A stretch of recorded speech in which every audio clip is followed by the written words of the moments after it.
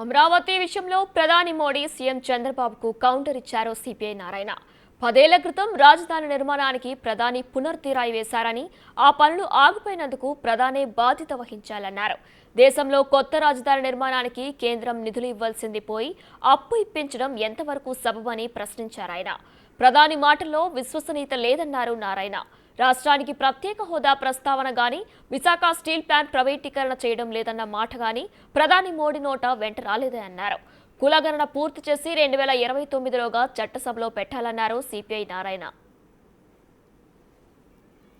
చంద్రబాబు నాయుడు మోడీ ఇద్దరు రాబోట్ లాగానే బిహేవ్ చేశారు తప్పితే ఒక హ్యూమన్ స్పందన కలిగినటువంటి రాజకీయ నాయకుడిగా నాకు కనపడలా. ఎందుకు కనపడిందంటే ఆ 10 ఏళ్ళు కానీ జరిగి ఉంటే ఈ పాటికి సుందరవందనంగా ఉండేది, క్యాపిటల్ బ్రహ్మాండంగా ఉండేది, పోయింది. ఇప్పుడు పచ్చిక బయలు లాక్కుంటున్నారు.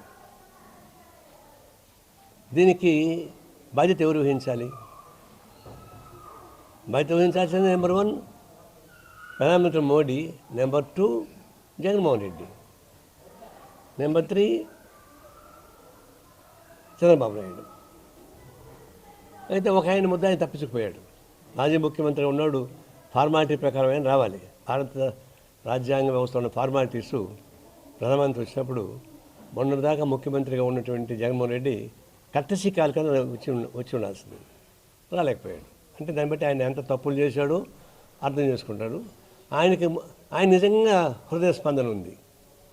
జగన్మోహన్ రెడ్డి దుర్మార్గం పనిచేసిన హృదయ స్పందన ఉంది.